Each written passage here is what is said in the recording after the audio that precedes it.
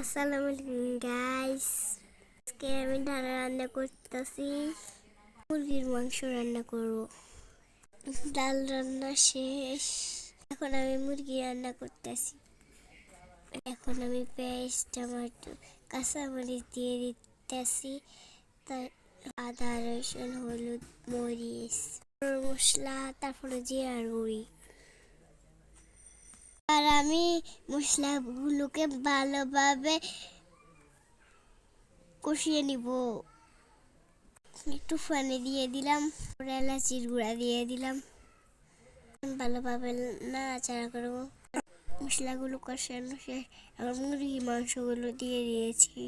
এখন মুরগির মাংস ভালোভাবে কষিয়ে নিব। কষানো হয়ে গেলে আলু দিয়ে দিব। আলুটা কষিয়ে পানি দিয়ে দিব। এখন কিছুক্ষণ রান্না করব।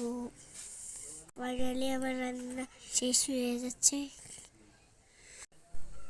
এখন আমার রান্না শেষ। ফাইনালি গাইস আমি